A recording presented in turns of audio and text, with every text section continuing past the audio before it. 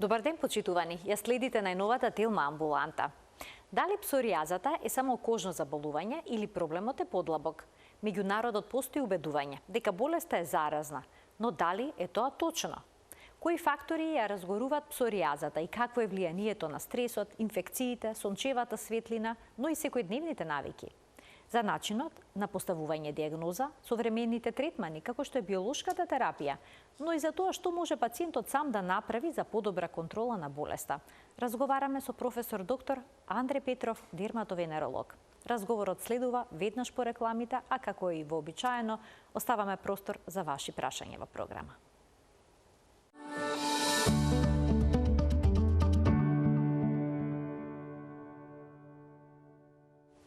Каква болест е псоријазата, ќе го прашаме професор доктор Андре Петров, дерматовенеролог во Аџибаден, Систина.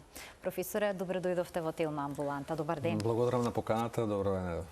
Псоријазата обично се манифестира како кожни промени на разни делови на телото, црвенила, лупење на кожата и слично. Па дали се работи само за кожно заболување или пак проблемот е подлабок?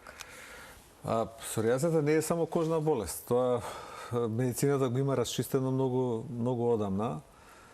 Се работи за една имунолошка болест, за заболување за автоимуна болест, каде што веќе се лоцирани и нивоата на кои тоа се случува, нешто што да речеме пред 30 години не сме го знаеле. Пред 30 години вообичаено кога ќе дојдеше пациент на доктор, докторите дерматолози му велеа немај гаље, псоријаза не е опасна болест, не е ништо страшно.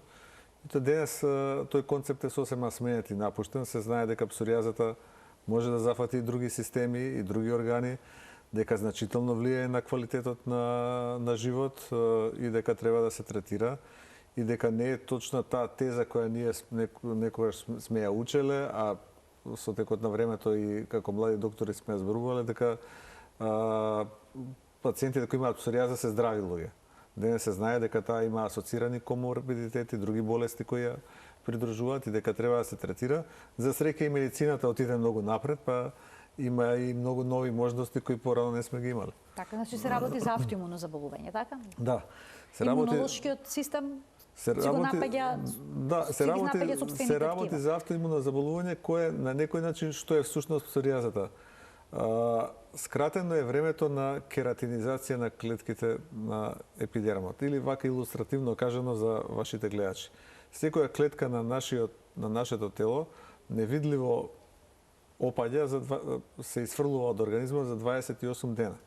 Ние имаме сега случај каде што кај псоријаза тоа е скратено на некои 3 дена, 3 до 4 дена, што е многу брзо, тоа значи со многу голема брзина одат спрема површината на кожата и заради тоа се гледаат тие бели лушпи на површината. Зошто тоа се случува? Затоа што има одредени нарушувања и денес се тие точно лоцирани, значи не интерлеукин 17, вклучително и на Т-хелперите, на клетичниот имунитет. Значи на ниво на веќе на доста се разработени тие имунолошки механизми и тие се база на која се одредуваат и одредени терапии. Колку често лицата што имаат псоријаза, односно кожни промени по телото, ќе забележат и проблеми со зглобовите? Па тоа знае да биде значи процентуално дел од пациентите зависи од каков тип на псоријаза прво се работи. Значи псоријаза има различни типови на псоријаза кои има посебни форми, има класичен облик на псоријаза кој вообичаено може да оди и со минимална симптоматологија. Меѓутоа, дел од пациентите завршуваат и со зглобна симптоматологија, со така наречениот псоријатичен артрит. И тие често пати не знаат дека имаат псоријатичен артрит, бидејќи никој не им кажал. Меѓутоа, кога ќе појдат на дерматолог и кога ќе се спои таа слика на псоријаза и на зглобни симптоми, тогаш вообичаено се алармира дека можеби се работи и за псоријатичен артрит и дека треба да се отиде и на ревматолог, да се видат тие зглобни промени, да се направи проценка и потоа тоа заеднички да се на некој начин како една системска болест третира, на тој начин да се постигне подобар успех во терапијата. Има кај псоријазата најважна работа е што значено се смета и докажано дека го нарушува квалитетот на живот на пациентот. Дори има цели скали градирања кои се базирани на тие проценки, низа на прашалници како тоа се одредува. Покрај зглобовите и псоријатичниот артритис, може ли и некои други органи да настрадат поради псоријазата? Вообичаено не. Вообичаено зглобовите се системскиот таргет на псоријазата. Има одредени случаи, меѓутоа тоа не е нешто што треба да загрижува, бидејќи тоа се екстремни реткости кои се случуваат, меѓутоа псоријазата знае да биде асоцирана со коморбидитети, да речеме да биде асоцирана со дијабет. Аха. Значи, често пати е асоцирана со обезитас, со прекумерна телесна тежина. И кога ќе ги споите сите тие фактори, тие на некој начин ја агравираат, ја отежнуваат и самата псоријаза. Има, да речеме, одредени типови на псоријаза кои се знае дека се многу почести кај луѓе кои имаат повишено ниво на холестерол, кои имаат зголемена телесна тежина и така натаму. Дали псоријазата е генетско заболување, односно доколку родителите имаат псоријаза, постои ли ризик нивните деца да страдаат? Па има ризик, тој ризик не е занемарлив. Некаде отприлика ако едниот родител има псоријаза, шансите некаде се 25% да има и детето, ако се двајцата родители, шансите се некаде 45%, значи скоро се дуплираат. Така да тоа е неправилно е тоа генетско наследување, значи нема правило, не можете да поставите правило дека ако родителот има псоријаза и детето ќе има псоријаза, но сепак една поголема оптеретеност да во тие фамилии кај што едниот или исклучително двата родители имаат псоријаза и детето има псоријаза или и децата имаат псоријаза се многу почести во споредба со останатата популација. Поголема веројатност, односно можноста. Да, поголема е можноста, но не значи дека задолжително ќе дека сигурно ќе имаат. Да. А постои ли доказ дека псоријазата е поврзана со цревниот микробиом, односно со ние бактерии и вируси кои што живеат во нашите црева? Па има интересни студии, знаете, кај што се препорачува, да речеме, употреба на одредени пробиотици, пример. И баш скоро присуствував на едно предавање професорот од Манчестер, еден од најстакнатите луѓе кои се бават со истражување на оваа болест, каде што се смета дека може да помогне употребата на пробиотици. Меѓутоа, често пати ме прашуваат и за одредена храна, да речеме сега, која тука го не може да се каже, да речеме, за разлика од некои други болести, како што има една болест херпетиформен дерматит, која е автоимуна болест, кај што се знае дека глутенот е тоа што ја предизвикува, или целијакијата. Во овој случај не можеме да кажеме дека, не знам, безглутенската диета може да доведе до значајно подобрување на болеста. Таква некоја пробуваат пациентите? Пробуваат. Пациентите доаѓаат глутенска кето диета, сите тие режими на исхрана. Во суштина тоа не е нешто што освен глутенот кој некаде го советуваме, а кај што ги гледаме дека се поклопува со симптомите, друго нешто не им советуваме на пациентите да прават. Пациентите пробуваат затоа што денес, видете, маката на докторите што имаат образован пациент кој ќе дојде кај нив заради тоа што денес со чат GPT, со Google се е достапно и можете да имате ориентација во вашата болест многу повеќе отколку што сте можеле пред, не знам, 20 на години тоа да го имат. Така да пациентите сами пробуваат, меѓутоа во суштина тоа често пати го зборува, медицината функционира врз база на протоколи. Не што мислам јас или што мисли некој друг доктор, туку што како консензус докторите се договориле дека е најдобро за лекување на таа болест. Значи, да не се експериментира со диети, тоа би им советувале? Да не се експериментира со диети, затоа што диетата не е решавачкиот удар на псоријаза. Во денешно време, кај што на молекуларно и на имунолошко ниво точно знаеме што се случува и знаеме како тоа треба да се третира, други се аспектите дали имаме доволно можности ние како општество сите тие работи да ги третираме како што се третираат во некои други земји. Но сепак диетата не е главниот акцент. А дали псоријазата може би е почеста кај пациенти кои што имаат некакви проблеми со цревата, например синдром на пропустливи црева? Се жалат пациентите често пати дека имаат одредени проблеми, во суштина псоријаза може да се јави кај секој човек. И тоа е нешто што не е поврзано со, да кажем, со одредени гастроинтестинални нарушувања. Сега знаете, кога имате една таква болест која зафаќа некаде 3% од популацијата отприлика, се прават различни истражувања, имате различни, да кажам, автори кои истражуваат и на ниво на цревна флора, како што други го истражуваат, да речеме, микробиомот и така натаму.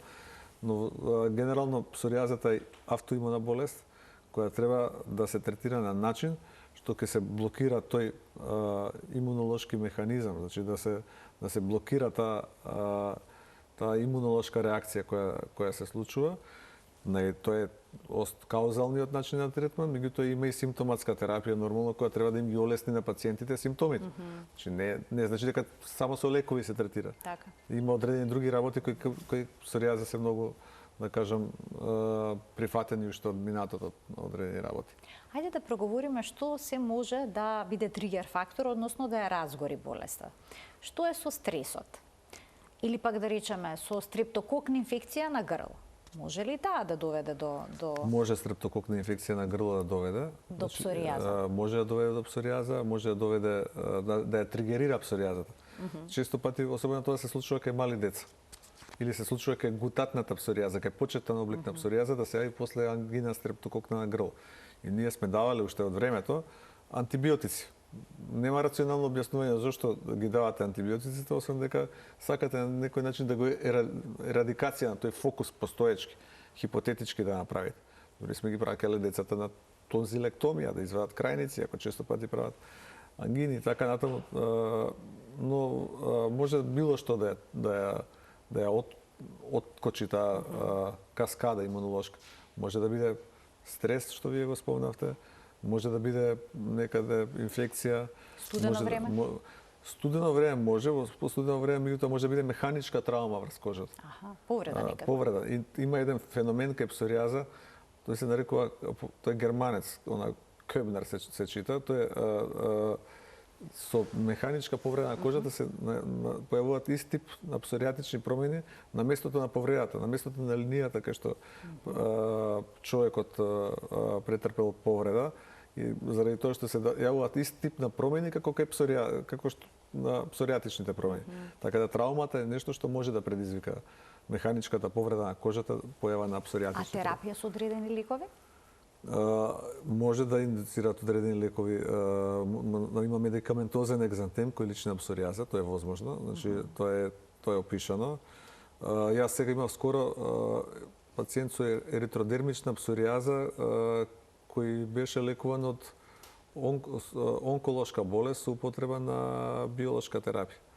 Значи, сакам да ви кажам, патем речено, биолошка терапија се користи и и во лекување на псоријаза, тоа е најдобрата терапија. Но има медикаментозни реакции кои може да се јават при одредени лекови кои се користат или одредени, да речеме, антиканцер терапија, често пати доведуваат и до еритродермичен, значи до една тешка форма на псоријаза, но она што е важно за пациентите и за нашите гледачи дека антиканцер терапијата, значи не смее да прекине. Тоа колку и да личи драматично на пациентите, па дури на докторите онколози, и тие понекогаш знаат тоа да се исклучат, таа се менаџира, се лекува успешно со ретиноиди, се лекува со еден стар лек, ама добар лек, и може паралелно да се прима и онколошкиот третман. Ова е една информација што верувам дека е корисна и за гледачите и за лекарите. Споменавте дека деца може да имаат псоријаза. Што значи тоа, на која возраст се јавува, на било која? На било која возраст. Јас сум видел и на деца сум видел на 3, на 4 години, на 2 години. Значи тоест понекогаш знае во оној што е така наречен, ние го нарекуваме непкин дерматитис или во пеленскиот дел дерматит што се јавува, да биде непрепознаена псоријаза, една инверзна псоријаза, која не се јавува на типичните места на лакти и на колена, кај многу мали деца знае да се јави во тој дел. Во пеленскиот дел, и ако видите дека имате еден дерматит кој е толку тежок за терапија, пробуваат се докторите, даваат кортизон, даваат антимикотици локално, мачкаат, дезинфекција, антибиотици, гледате дека тоа не само што не се повлекува, туку и се интензивира, тогаш треба да помислите дека може да се работи за една инверзна псоријаза која може така да почнува од детска возраст. Кои се вообичаените места на телото на кои што може да се забележи псоријаза? Вообичаени места, типични локализации се лактите, Добра. колената и скалпот, и капилициумот и главата, косматиот дел. На грбот може да има? Може да има на Лумбален целото дел? тело, може да има и лумбално, меѓутоа овие се типични места, колена, лакти и скалпот се типични места, исто така како што особено кај пациенти да речеме што имаат артрит, многу често се јавуваат псоријатични промени на ноктите. Имате промени на ноктите, имате ноктите се како изрешетени со дупчиња. Има промени кои се јавуваат. Така и тоа е нешто што често пати е нешто што е еден од првите знаци по кои може да регистрирате дека пациентот има псоријаза. А што може да влие на текот на болест, односно како таа ќе се интензивира? Може ли животниот стил да биде пресуден, да речеме дебелината, вишок од килограми, пушењето, алкохолот, начинот на исхрана? Ние често да речеме и со колеги па и регионално кога се срекаваме, бидејќи видите помеѓу докторите имате луѓе со исти животни навики како што има и во популацијата. Так. И сега кога некој ќе предава дека пушењето е штетно за пустулозната псоријаза, како што е штетно да речеме за хидраденитот, за една друга болест, што е докажано, дел од колегите тоа го пробуваат да го релативизираат, меѓутоа тоа не е така. Значи точно е дека пушењето е штетно за одредени форми на псоријаза, докажано е дека штетно делува да речеме на пустулозната форма на псоријаза која се јавува најчесто на рацете и на дланките и на табаните. И исто така докажано е дека прекомерната телесна тежина исто така нешто што може да штети, да ја агравира, да ја отежнува болеста. Тоа се работи кои пациентот треба да ги избегнува. Како точно изгледаат промените на кожата кои што се поврзани со псоријаза? Дали при дијагностицирањето може понекогаш да се помеша со екзем? Може. Или со некоја габична инфекција? Може многу често. Типичната форма нема да ја сгрешите. Дури да речеме и млад доктор, па и студент што видел класичен пациент со псоријаза, ќе го познае, тоа се оние сребрени лушпи што се јавуваат на сребрени сквами, ние ги нарекуваме лушпи народски, кажуваме на рацете, на колената, на лактите, па некојаш и во главата, и кои се нешто што многу е типично. И таа слика кога ќе видите никогаш нема да ја заборавите. Меѓутоа има посебни форми на псоријаза, како тоа што вие спомнавте еритродермична, кај што е целата кожа црвена. Французите го викаат синдром на црвен човек, лом руж. Значи имате форми на псоријаза кои се да речеме локализирани само на ноктите. Или имате артропатска псоријаза, ова што ја кажеме, или артритис псоријатика, или форма на псоријаза која да речеме се јавува во инверзен дел, значи не на типичните локализации, тоа е тешко за препознавање и таа може да биде доведена во конфузија со некоја друга кожна болест. Може да личи на некоја инфекција, може да личи на екзема, може да личи на многу болести може да личи.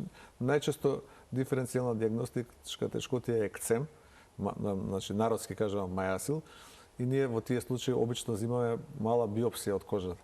Тоа се некои 3-4 мм парче од кожата кои се земаат за анализа и тогаш се дијагнозата поставува врз база на хистопатолошкиот извештај. Зошто? Заради тоа што псоријазата има многу типична хистолошка слика. Многу типична. Таа сликата на псоријаза хистолошки. Значи на микроскоп кој ја анализира гледа патологот кој го гледа, ако види одредени промени кои се типични за псоријаза, тоа е 100% псоријаза. А постојат ли некои лабораториски анализи преку крвта кои што може да потврдат? Преку крв не може да дијагностицирате псоријаза, значи мора хистопатолошка анализа да направите. Има одредени други тип на помошни, да кажам, во денешно време некои доктори ја користат дермоскопија, значи метода ние која користиме најчесто за кожните тумори. За бемките. За бемки, за карциноми на кожа, меланоми и така натаму. Кај псоријаза, кој искусен човек што гледал дермоскопија многу, може да ги види тие како точкасти крварења, тие бидејќи кај псоријаза се издолжени тие дермални пречки натре папилите од дермот влегуваат во епидермалните пречки, одат високо во кожата, таму се крвните садови и кога ќе видите како точки на површината како крварење се гледаат и тоа можете со апарат да го видите.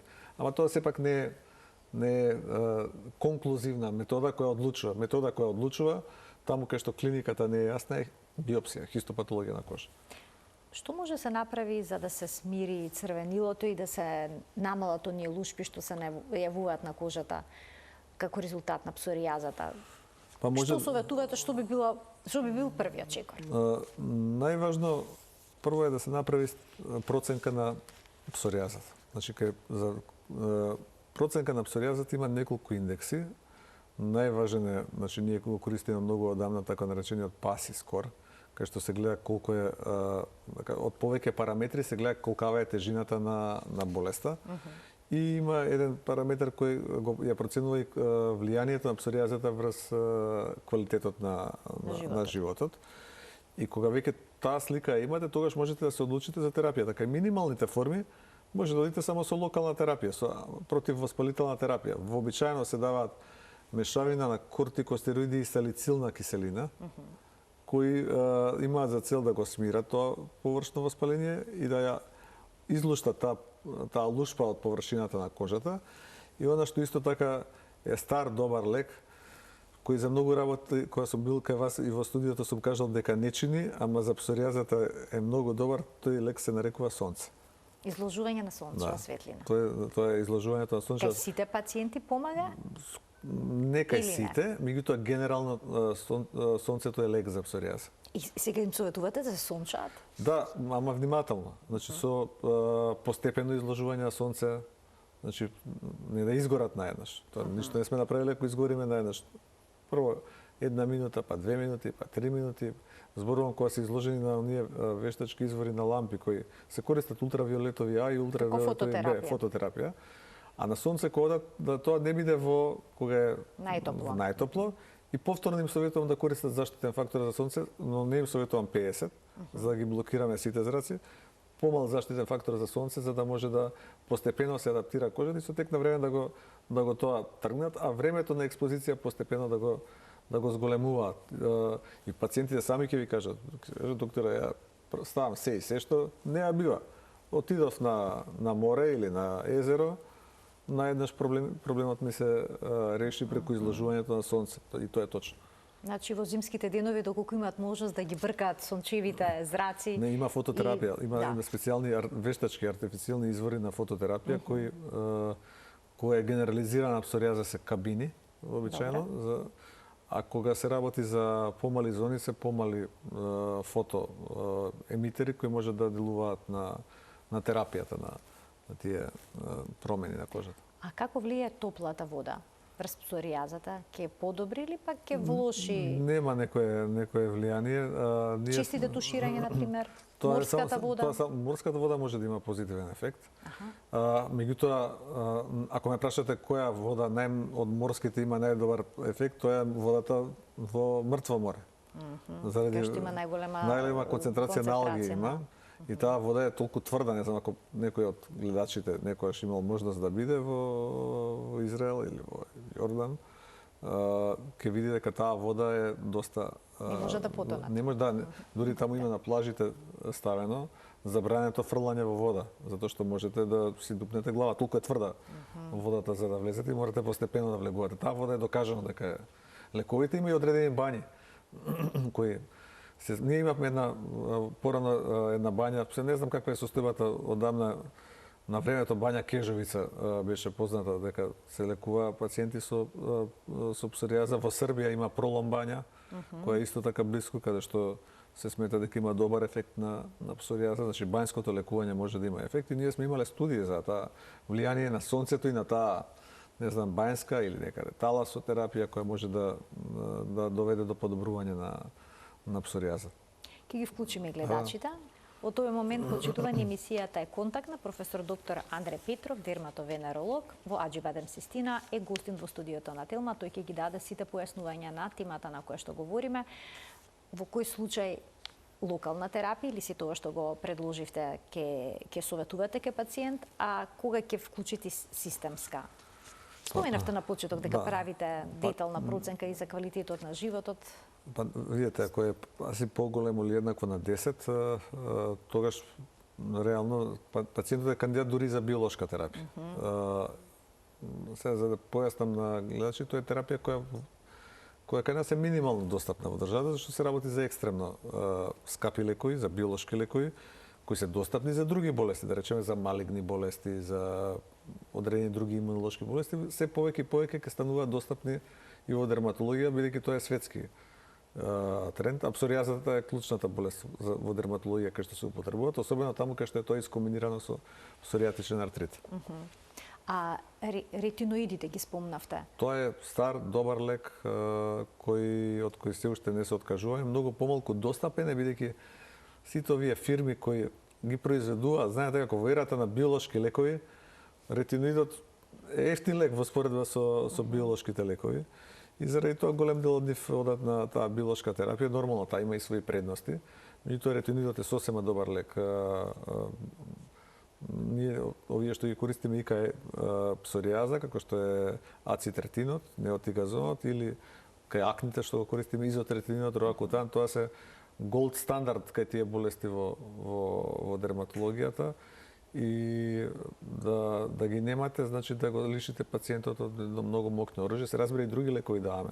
Даваме, да речеме, метотрексат, кој исто така се смета дека е златен стандард во дерматологија и некои други лекови. Тоа се имуносупресиви? Тоа се метотрексатот е имуносупресор, а ретиноидите не се имуносупресори, они се деривати на витамин А. Но не се витамин А. Но не се витамин А и не се витамини и никако не смеат да се комбинираат заедно со витамин А. И се лекови кои не смеат да се пијат кај бремени жени, исто кај пациенти што имаат намера да или станат татковци или жени што имаат. Мажите дури има. Да, забрана, да. Значи има ризик од долготрајна употреба на таа Не, терапија? има ризик додека го употребувате и еден месец после тоа е ризикот. Имаме гледачи, ќе ги вклучиме. Добар ден за првиот гледач во денешната Телма амбуланта. Добар ден. Ало? Во програма сте, повелете. Ало? Те слушаме одлично. Јас извинувам, јас имам син, Ќе ве замолам само разговорот да го следите преку слушалката, бидејќи ако следите преку телевизија има доцење на сигналот. Намалете го тонот на телевизорот и следете го разговорот преку слушалката. Го очекуваме прашањето. Повелете. Ако не, да преминеме на вториот гледач во интерес на времето. Добар ден. Добар ден. Повелете. Колку големи се ефектите за псоријаза на колената и лактите со сончевата светлина ваше вечка што кажува во кабини? Докторот позад до докторот и до вас извидете и по колку време, по колку сончења може да се добие ефектот? Така, да немате, доктори, уште некое прашање? Не, сакам само да ви додесам. Ви благодарам за вклучувањето, благодарам за прашањето, дека фототерапијата делува на кожните промени, ја олеснува, понекогаш субјективно пациентите кажуваат дека дури зглобната симптоматологија е подобра, меѓутоа таму кај што има зафаќање на зглобовите, таму треба да се даде системска терапија. Значи таму треба да се размисли за системска терапија. Дали е тоа метотрексат за кој зборевме, дали е биолошка терапија доколку може пациентот да дојде до неја. Значи тоа се опции кои се многу подобри отколку да се остава да ете така со фототерапија пробува да ги реши и тие проблеми или со овие што се нестероидни антиинфламатори за олеснување на едноставно на болката понекогаш што имаат. Пациентите кои им ја третираме доаѓа да преглед за кожна симптоматологија, да речеме за псоријаза. Има артрит кој му прави големи проблеми. Често пати ви кажуваат на сабаља од 20 станувам, не можам да се мрднам. И кога ќе почнат да ги примат лековите за псоријаза, за кожната симптоматологија, тие наеднаш стануваат свесни дека изглобната симптоматологија им е многу подобра. Така да тоа затоа кажам едно системско заболување кое вреди целосно да се гледа, да се размислува во целина. Ајде да вклучиме уште еден гледач. Добар ден. Ало?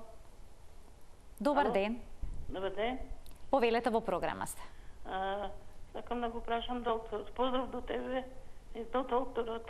Ви благодарам. Јас имам споријаза, меѓутоа лежи 2019 во болница и сега постепено се намали тоа, ама ми се појавуваат некои така како бубулички и се чешам и крв пушчам. И само ми дадова белосалик да се мачкам и лоратедин. Отико се чешам, многу имам мак. Јадеж имам. Толку. Така. Да не имате уште некој прашање, доктор, или тоа е тоа? Можам само вака да кажам дека ако пациентот има псоријаза, не значи дека не може да има и нешто друго во текот на животот, затоа што тие бубулички може да се дел од некаква пустулозна псоријаза. Сега зборуваме шпекулативно, тоа треба да се види, пациентот треба да отиде на доктор на преглед. Меѓутоа може да се некој друг тип на промени на кожата кои немаат врска со псоријаза. Околу чешањето, повторно да речеме, се смени пристапот во однос на овој симптом. Пред 30 години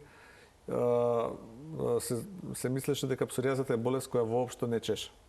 И тоа ни беше еден дијагностички критериум, да речеме, помеѓу псоријаза и екцем. Денес знаеме дека псоријазата знае да чеша и дека тоа не е исклучено. Така да најдобар одговор на прашањето на гледачката е да се проба да се види со преглед за што се работи, дали е тоа навистина некаква друга форма на псоријаза, не она на која таа е навикната, затоа што псоријазата може и да се трансформира, да оди од една во друга форма, тоа не е исклучено, не е нешто што е невозможно, или па се работи за сосема некоја друга банална работа која може едноставно да се реши, која може да се реши, не знам, со локални противвоспалителни лекови, со некои други лекови, антибиотик, не знам, нешто што може да се даде, антихистамини, како е некоја алергиска или екцемна реакција, треба да се види за што се работи.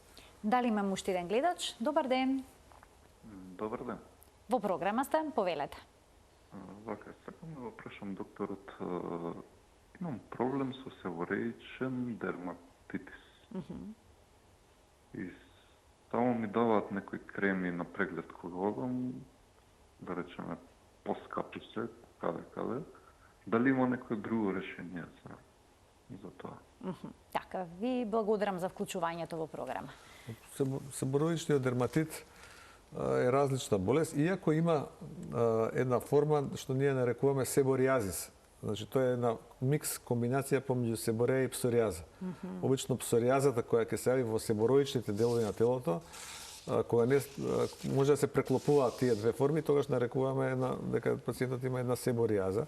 Инаку за себороичниот дерматит има лекови кои не се скапи, не знам сега што е тоа користено кај пациентот, може зависи на кој дел на телото е, може да се користат локални кортикостероиди, кои не се нешто скапо, може да се користат локални антимикотици, кои имаат емпириски добар ефект, може да се користат одредени шампони, може да се користат одредени кремови. Добро е да се користи Б-комплекс, тој го намалува лачењето на лојните жлезди на некој начин. Ако е многу изразено, може да се користат антибиотици од тетрациклинска група, они се лек на избор. Зошто? Заради тоа што во најголема концентрација се излачуваат во лојните жлезди, а тие се епицентарот на воспалителниот процес кај себороичниот дерматитис, вака кратко кажа. Дали имам уште еден гледач? Добар ден. Нема. Добро, продолжуваме понатаму. Постои ли ризик од долготрајната употреба на биолошка терапија кај пациентите со псоријаза? Постои ризик од долготрајна, ама знае дека бенефитот од терапијата со биолошки лекови па е многу голем. Се разбира, имате одредени популации кои може да ги исклучите, затоа се прават, не знам, тестови на туберкулоза пред почетокот на терапијата, се гледа состојбата каква е на бубрезите, на црниот дроб, за да се едноставно пациентот да може да бидеме сигурен дека не можеме да му наштетиме со таа работа. Одредени вирусни инфекции, значи туберкулозата, вирусните инфекции, тоа е контраиндикација да се даде лекот, но во суштина се работи за лекови кои е докажано дека се супериорни во однос на сите други лекови и дека постигнуваат практично пациентот да биде без симптоматологија. Може пациентот да очекува целосно излекување или само отсуство на симптоми? Отсуството на симптоми во долг период, значи каде што пациентот нема ништо на кожата е целта која треба да се постигне и таа може да се одржува во многу долг период, што е многу значајно за пациентот. За да видите, имате некој човек со сериозна изразена псоријаза, кој прво има самиот дискомфорт во животот, не може да оди, не знам, ќе оди на плажа, да ќе оди на базен, го гледаат. Луѓето не разбираат, не знаат дали тоа е заразно. Многу дека тоа е заразно. Тоа не е заразна болест, на никој ништо не може да му пренесе. Меѓутоа, некои луѓе се срамат да излезат без причина. Јас секогаш велам на моите пациенти, баталете го тоа, излезете надвор во кратки панталони, во кратка мајца, одете на плажа, тоа ќе ви помогне да вашата болест се редуцира. Некојаш и да исчезне скроз на некој период. Значи, тоа се стари, добри лекови кои се влезени во медицинските протоколи. Не е нешто што јас сметам или некој друг смета, тоа е влезено во медицински протокол. Се знае дека тоа делува. Така да, меѓутоа, сепак им прави одредени проблеми на пациентите. Поради стигмата што е присутна. Поради, да, и затоа треба да се третира. А и да се работи на свесноста на населението за да нема такви реакции и да нема страв кога ќе види некој човек со псоријаза, да речеме, што влегува во вода, па се плашат потоа да не се заразат. Особено тоа и кога се работи, да речеме, за деца во училиште и така натаму, кај што се работи за една болест која е тотално безопасна по другите луѓе, која кај што и детето е здраво, значи генерално има псоријаза, може да има одредени проблеми, меѓутоа не може нормално да се функционира, нормално да се игра, нормално да следи настава, се може да функционира и да биде многу добар, да биде уште подобар и подобар од оние кои немаат псоријаза. Така.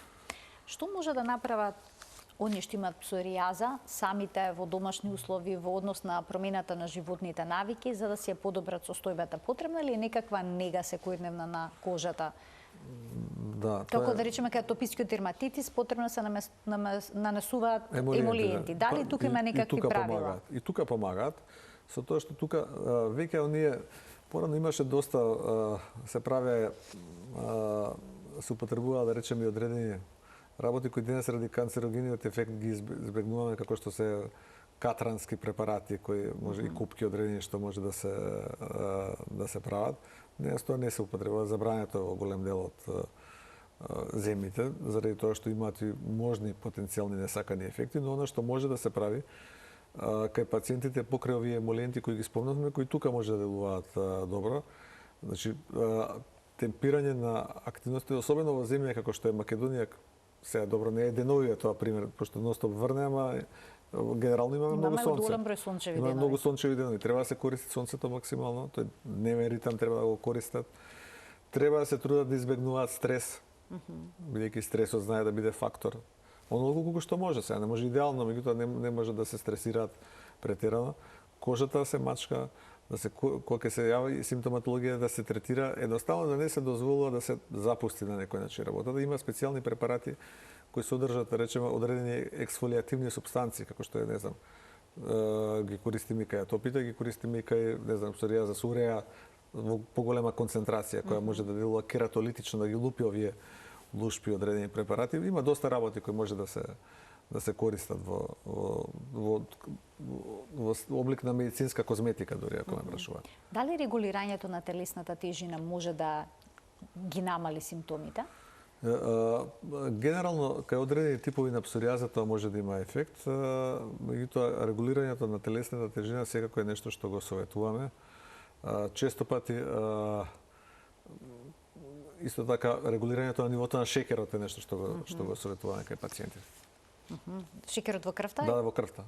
Шекерот во крвта се смета исто така дека може да има одредена асоциација или коморбидитет пациенти со диабетес и пациенти со псоријаза, бидејќи имунолошкиот систем е засегнат и во едното и во другото. А што е со некои што се во депресија или пак имаат некаква форма на анксиозност, ето тоа изумив да ве прашам дали тука се зголемува ризикот од зајакнување, од разгорување на симптомите? Влијаат сите тие психолошки, да кажам, стресови, сето она ништо пациентот проаѓа влијае на болеста, така да советуваме да се помогне и на некој начин со психолошко советување на пациентот, да се целиот аспект на пациентот да се разгледа. Сето тоа е нешто што може да му помогне на пациентот полесно да се справи со болеста. Генерално не можете ви идеално да речете да се затворите, нема да имам стрес, тоа никој од нас не може да го каже, но може да избегнувате непотребно да влегувате, да кажем, во стресни ситуации кои би можеле да ги избегнете, а знаете дека тоа може да ви влијае лошо. Колку често имате пациенти со псоријаза? Често доаѓаат пациенти. Псоријазата е 3%. Тоа е доживотна болест, така? Тоа е така болест да се окарактеризира?